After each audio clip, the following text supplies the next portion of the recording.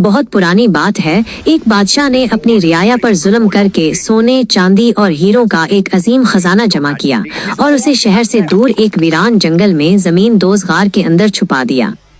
اس غار کے بھاری دروازے کی صرف 2 چابیاں تھیں، ایک بادشاہ کے پاس اور دوسری اس کے وزیر کے پاس۔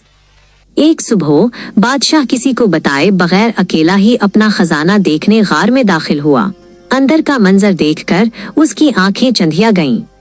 ہیرے جواہرات الماریوں میں سجے تھے اور سونا مٹی کے ڈھیر کی طرح بکھرا پڑا تھا۔ بادشاہ اپنی دولت کے نشے میں ایسا کھویا کہ اسے وقت کا احساس ہی نہ رہا۔ اتفاق سے اسی وقت وزیر کا وہاں سے گزر ہوا۔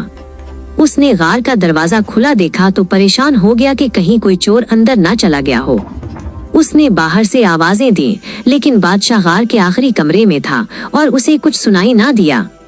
وزیر نے سمجھا کہ شاید وہ خود ہی کھلا چھوڑ گیا تھا، چنانچہ اس نے بھاری دروازہ بند کیا، تالا لگایا اور وہاں سے چلا گیا۔ جب بادشاہ فارغ ہوا اور واپسی کے لیے دروازے پر پہنچا تو اس کے پیروں تلے سے زمین نکل گئی۔ دروازہ باہر سے بند ہو چکا تھا۔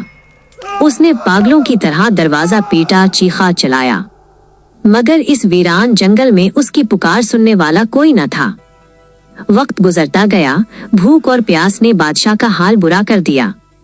وہ ہیروں کی چمک دیکھ کر روتا اور کہتا، اے قیمتی پتھروں، کیا تم مجھے ایک وقت کا کھانا دے سکتے ہو؟ وہ موتیوں سے فریاد کرتا، خدا کے لیے مجھے ایک گلاس پانی دے دو، مگر وہ بے جان پتھر اسے خاموشی سے تکتے رہے۔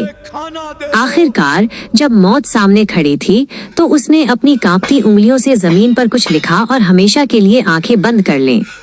کئی دن بعد جب وزیر اسے ڈھونڈتا ہوا وہاں پہنچا اور غار کھولا تو سامنے بادشاہ کی لاش پڑی تھی اور زمین پر لکھا تھا، دولت کسی کو زندگی نہیں دے سکتی۔